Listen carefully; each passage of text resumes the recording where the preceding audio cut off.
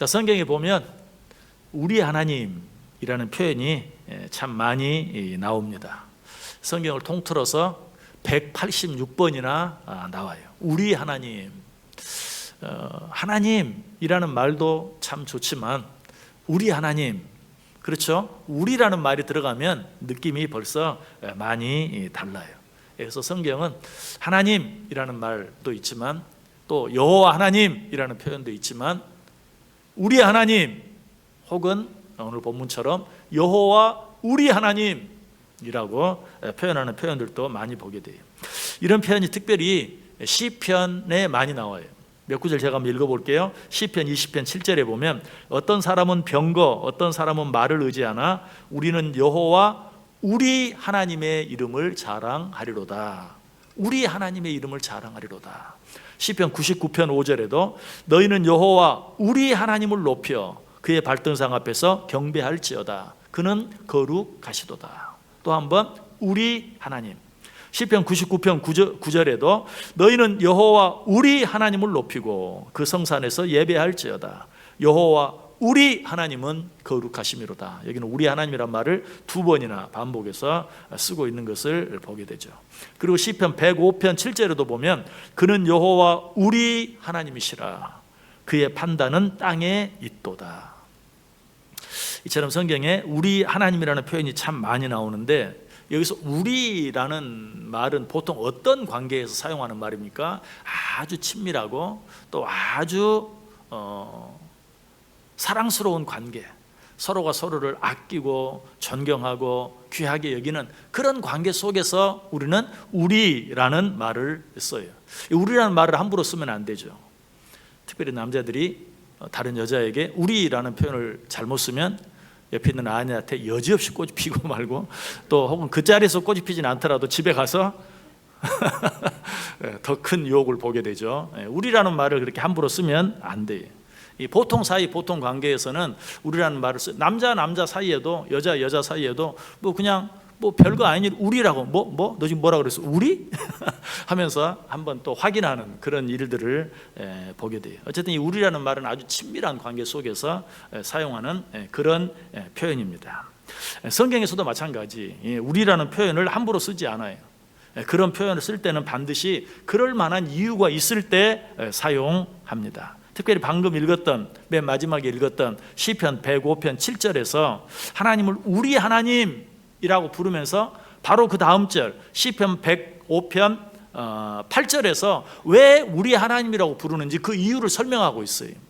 자, 우리 한번 그 7절과 8절을 연결해서 시편 105편 7절과 8절 우리 다 같이 한번 한 목소리로 읽어봅니다. 그는 여호와 우리 하나님이시라. 그의 판단이 온 땅에 있도다. 그는 그의 언약 곧 천대에 걸쳐 명령하신 말씀을 영원히 기억하셨으니 아멘. 자, 여기 보면 7절에서 그는 여호와 우리 하나님이시라. 왜 하나님이 우리 하나님이신가? 8절에서 그는 그의 언약 곧 천대에 걸쳐 명령하신 말씀을 영원히 기억하셨기 때문에. 쉽게 말하면 하나님이 우리에게 하신 약속을 천대에 걸쳐 영원까지 지키시기 때문에 그 하나님은 어떤 하나님이다? 우리 하나님이다 라고 말하고 있는 것이, 성경에 보면 하나님께서 우리들을 향하여 당신을 잊지 말라, 또 당신의 말씀, 하나님의 말씀을 잊지 말라, 잊지 말고 기억하라, 나를 기억하라, 내 말을 기억하라 라고 우리에게 당부하는 내용들이 참 많아요. 또 내가 너희에게 베푼 은혜를 잊지 말고 기억하라, 내가 너희에게 보여준 어떤 능력을 잊지 말고 기억하라, 이런 표현들이 참 많이 나옵니다. 그런데 하나님께서 우리에게 무엇을 부탁하실 때는 그저 막무가내로 너희들 잊지 말고 기억해 라고 일방적으로 무조건 그렇게 말하시는 분이 아니, 우리 하나님께서 우리에게 너희들 나를 잊지 말고 기억해라 라고 말씀하셨다면 그 이전에 하나님께서는 먼저 우리를 잊지 않고 기억해 주시는 분이에요.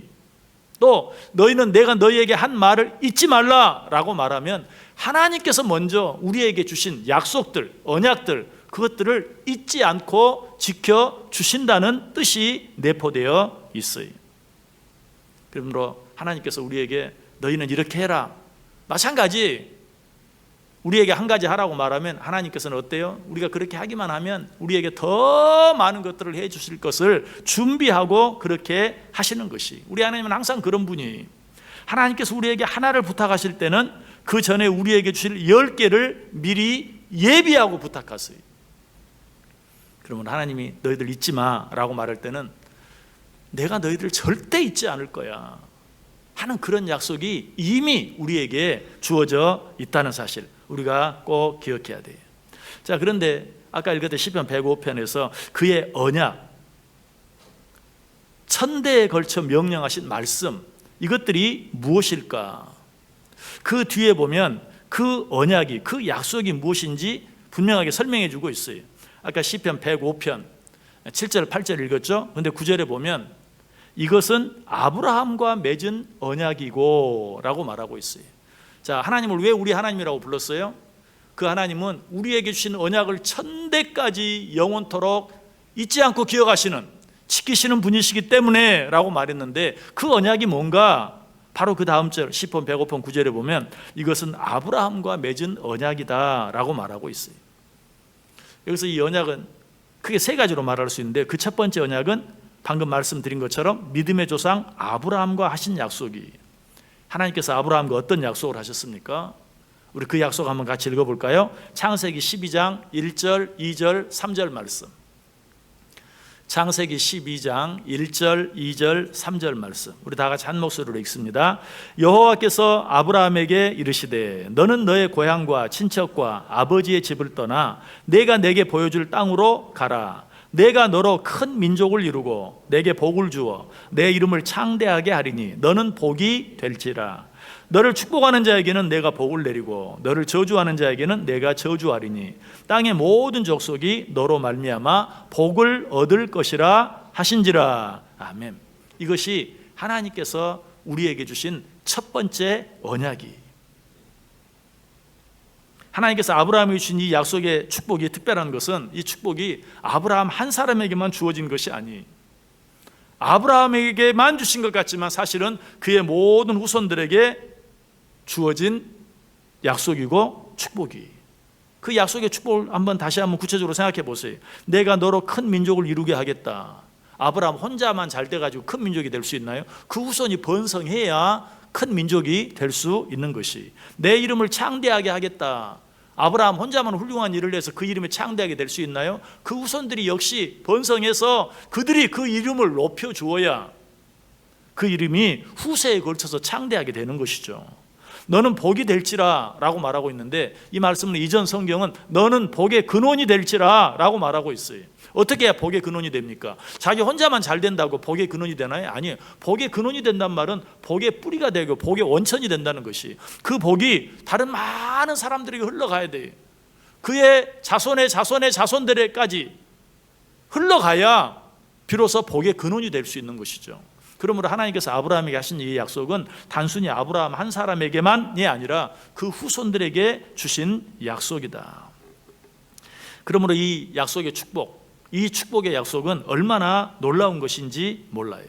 그런데 더 놀라운 것은 이 약속이 아브라함과 그 후손들뿐만 아니라 오늘 우리들에게까지 영향을 미치는, 아니 오늘 우리들에게 해당되는 약속이요, 오늘 우리들에게 해당되는 축복이라는 사실이. 그런데 하나님께서 아브라함에게 축복을 약속하시면서 너의 후손들이 잘 될 것이다 라는 것뿐만 아니라 너를 축복하는 자에게는 내가 복을 내리고 너를 저주하는 자에게는 너를 저주하겠다. 이 말은 무슨 말입니까? 내가 너를 지키겠다. 누구도 너를 해하지 못하도록, 누구라도 너를 해하려고 하면 내가 그들을 막아주겠다라고 약속하고 있는 것이죠. 너무나 귀한 약속이죠. 이것이 아브라함에게 주신, 아니 오늘 우리들에게 주신 하나님의 첫 번째 약속이. 자, 그렇다면 하나님께서 우리에게 주신 두 번째 약속, 두 번째 언약은 무엇일까요? 아까 시편 105편 9절을 다시 보면 이것은 아브라함과 맺은 언약이고 라고 말씀하신 후에 계속해서 이삭에게 하신 맹세이며 라고 말하고 있어요.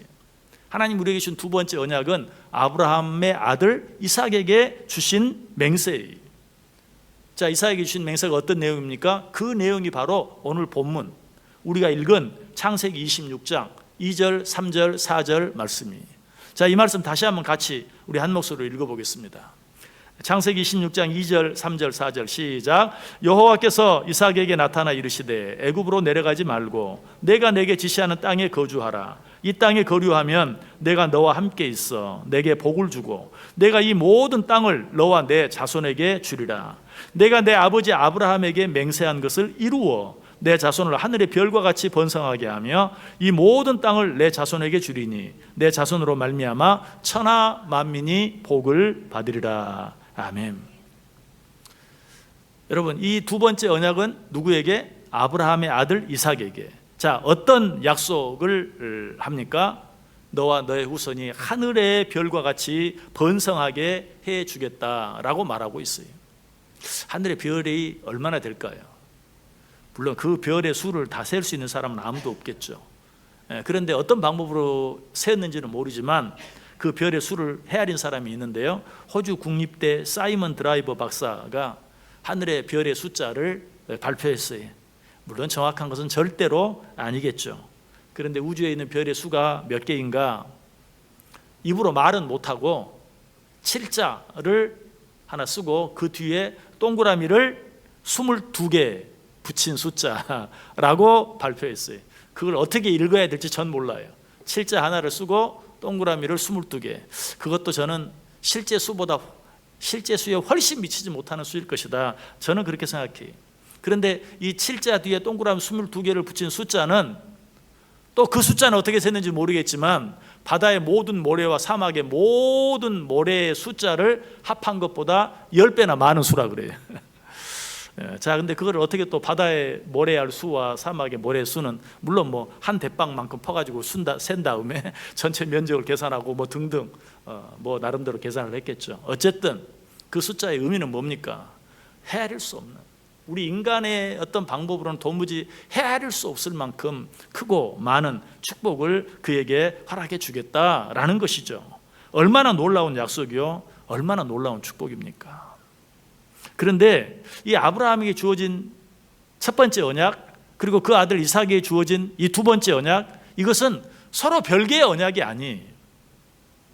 사실은 하나고 그 하나를 반복해서 하고 있는 것이, 방금 읽은 오늘 본문 창세기 26장 3절에도 보면 이런 말씀이 나오죠. 내가 이 모든 땅을 너와 내 자손에게 주리라. 내가 내 아버지 아브라함에게 맹세한 것을 이루어. 무슨 말이에요? 아까 우리가 읽었던 첫 번째 언약, 아브라함에게 해주신 그 약속을 이루어 너에게도 복이 되게 하겠다. 표현을 다르게 한 것뿐이지 그 축복을 네가 꼭 누리게 해주겠다라는 그런 말씀이에요. 어떻게 보면 아브라함에게 한 축복이 그저 계약서를 쓴 것이라고 하면 이삭에게, 그 아들 이삭에게 해준 이 약속 언약은 그 계약서에 도장을 찍고 사인을 하는 것과 같은 것이 참으로 놀랍고 아름다운 그런 약속이고 그런 축복이. 자, 이제 오늘 우리 본문 창세기 26장에 나타나 있는 이삭에게 주어진 하나님의 약속, 하나님의 맹세의 의미가 무엇인가 하는 것은 이제 어느 정도 파악을 했어요. 그런데 여기서 그치지 말고 이왕 생각했으니까 그 세 번째 언약, 하나님께서 우리에게 약속하신 세 번째 언약은 무엇일까? 대충 짐작이 되죠? 아버지 아브라함에게 첫 번째 언약을 주었고 그 아들 이삭에게 두 번째 언약을 주었다면 이제는 누구에게? 아브라함의 손자 이삭의 아들인 세 번째 누구죠? 야곱에게 세 번째 언약을, 약속을 주시는 것을 보게 돼요. 그 약속은 어떤 약속인가? 시편 105편 9절 10절 아까 읽었죠? 이것은 아브라함과 맺은 언약이고 이삭에게 하신 맹세이며 야곱에게 세우신 율례 곧 이스라엘에게 하신 영원한 언약이라. 아브라함과 맺은 언약이고 이삭에게 하신 맹세이며 세 번째 누구에게? 야곱에게 세우신 율례 곧 이스라엘에게 하신 영원한 언약이라. 그것은 아브라함의 손자이고 이삭의 아들인 야곱에게 주신 언약이다. 자, 야곱에게는 어떤 약속을 하나님께서 주셨습니까? 자, 그 내용도 같이 읽어보겠습니다. 창세기 28장 10절에서 15절까지. 창세기 28장 10절에서 15절까지 좀 길지만 우리 한 목소리로 같이 읽어보겠습니다. 야곱이 브엘세바에서 떠나 하란으로 향하여 가더니 한 곳에 이르러는 해가 진지라. 거기서 유숙하려고 그곳에 한 돌을 가져다가 베개를 삼고 거기 누워 자더니 꿈에 본즉 사닥다리가 땅 위에 서 있는데 그 꼭대기가 하늘에 닿았고 또 본즉 하나님의 사자들이 그 위에서 오르락 내리락 하고 또 본즉 여호와께서 그 위에 서서 이르시되 나는 여호와니 너의 조부 아브라함의 하나님이요 이삭의 하나님이라. 내가 누워있는 땅을 내가 너와 내 자손에게 주리니 내 자손이 땅에 티끌같이 되어 내가 서쪽과 동쪽과 북쪽과 남쪽으로 퍼져나갈지며 땅의 모든 족속이 너와 내 자손으로 말미암아 복을 받으리라. 내가 너와 함께 있어 내가 어디로 가든지 너를 지키며 너를 이끌어 이 땅으로 돌아오게 할지라. 내가 내게 허락한 것을 다 이루기까지 너를 떠나지 아니하리라 하신지라. 아멘. 좀 길게 읽었지만 후회는 안 하시죠? 제대로 읽었으면 절대 후회 안 해요. 제대로 읽었다면 집에 가서 한번 더 읽어봐야 되겠다. 거기다 책갈피 끼워놓고. 얼마나 귀한 말씀인지 몰라요. 제가 이 말씀 드리면서 여러분에게 꼭 했던 말씀 아마 벌써 여러 번 이야기했을 거예요. 어떤 말씀입니까? 내가 성경 가운데 가장 좋아하는 그런 말씀이다 라고 여러 번 제가 말씀을 드렸어요. 왜 제가 이 말씀을 좋아하는가? 이 속에 기록된 축복이 너무 귀하고 아름다워서 라기보다는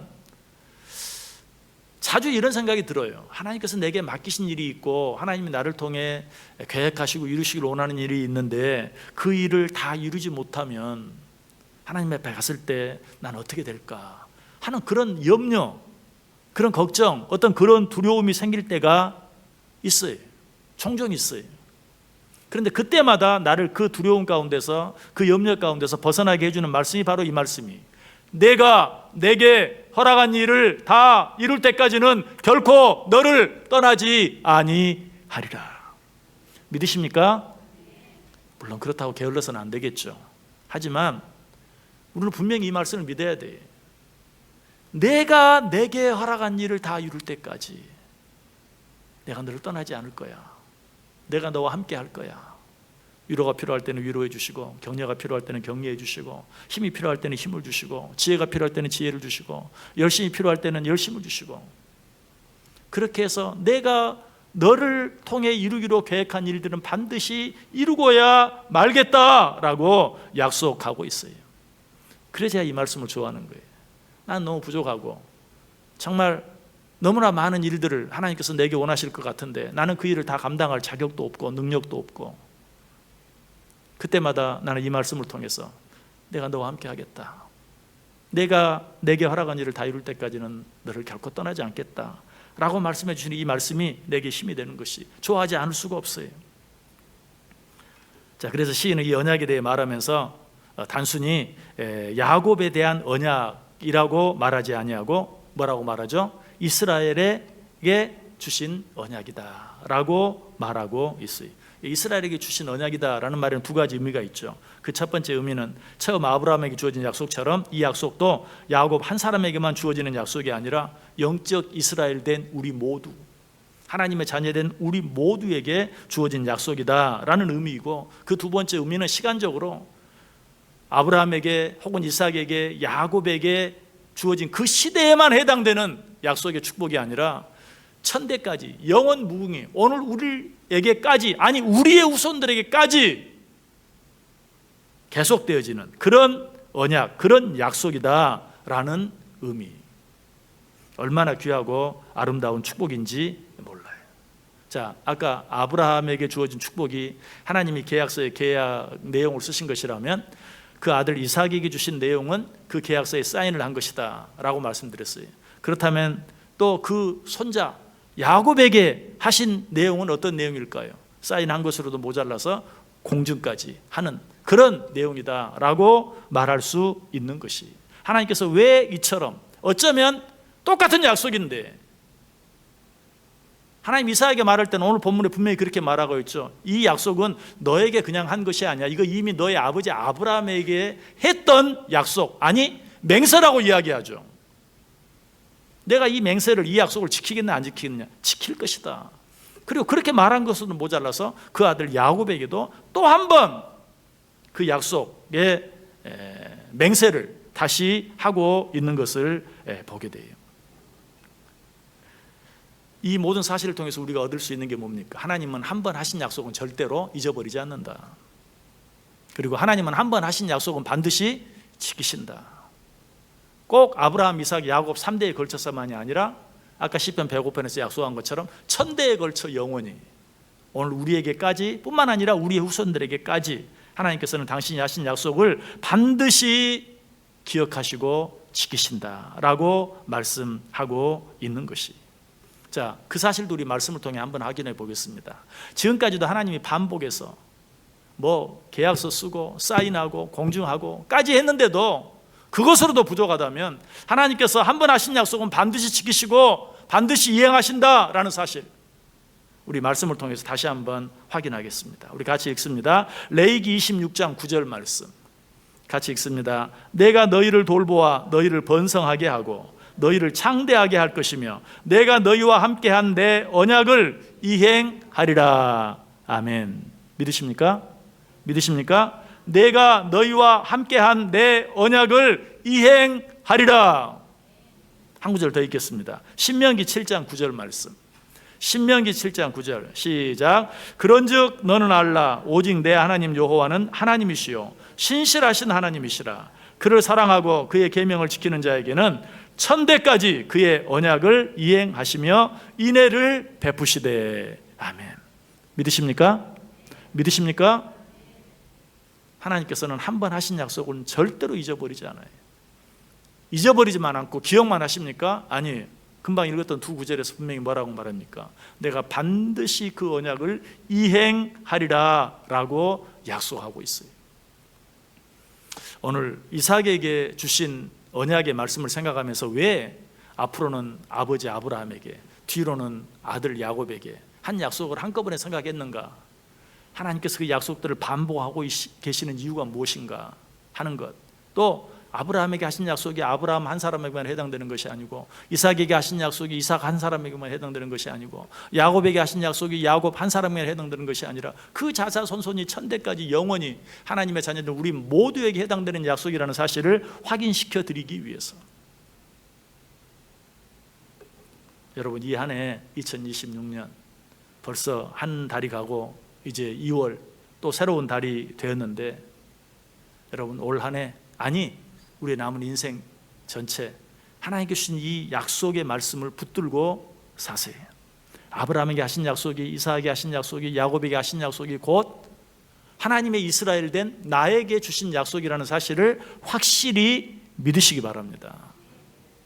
여러 가지 세상의 환경들이 바뀌고 변해서 그때마다 우리는 흔들리는 삶을 살아요. 그러나 우리는 하나님을 믿는 자들이, 하나님을 믿는다는 것은 하나님께서 우리에게 주신 약속, 신약과 구약, 이 약속을 믿고 사는 자들이. 그러므로 우리들의 삶의 모습은 이 하나님을 믿지 않는 자들, 다시 말해서 이 하나님의 약속을 믿지 않는 자들, 이 하나님의 약속이 없는 자들과는 다른 삶을 살아야 돼요. 세상 사람들은 세상에 무엇이 흔들리면 같이 흔들릴 수밖에 없어요. 그러나 하나님을 믿는, 하나님의 약속을 믿는 우리는 세상의 모든 것들이 다 흔들려도 속된 표현으로 정말 믿는 구석이 있는 사람답게, 하나님을 믿는 사람답게, 하나님의 약속을 믿는 사람답게 하나님으로부터 하나님께서 우리에게 주신 계약서, 거기에 사인까지 하시고 공유까지 해주신 그 계약서를 들고 있는 자들답게 담대하게 살아야 돼요. 기쁘게 살아야 돼요. 사람들이 우리를 보면서 너는 걱정도 안 돼? 지금 상황이 이런데? 라고 물을 수 있어야 돼요. 너는 어떻게 이런 상황인데 웃음이 나와? 어떻게 웃을 수 있어? 이렇게 사람들이 나에게 물어야 돼요. 왜 그렇죠? 우리는 믿을 구석이 있는 자들, 하나님을 믿는 자들, 무엇보다 하나님의 약속을 믿는 자들이에요. 그러므로 그 하나님의 약속을 믿는 자들답게 그 믿음이 없는 자들과는 다른 그런 삶을 살아갈 수 있어야 돼요. 2022년 한 해가 그런 한 해 되어줄 수 있기를. 그래서 사람들이 나에게 오히려 어떻게 하면 이런 때 너처럼 살 수 있어? 어떻게 하면 이런 때 당신처럼 살 수 있어? 라고 물어볼 수 있는 그때 우리는 기회다. 같이 교회 가면 돼. 같이 하나님 믿으면 돼. 라고 말할 수 있는, 정말 믿음이 있는 자들답게 살아가는, 하나님이 정말 내게 허락한 일을 다 이룰 때까지는 절대로 나를 떠나지 않는다는 사실, 이 사실을 붙잡고 담대하게 기뻐하며 감사하며 행복하게 살아갈 수 있는 2020년 한 해 저 여러분 모두 꼭 되어질 수 있기를 주님의 이름으로 간절히 축복합니다.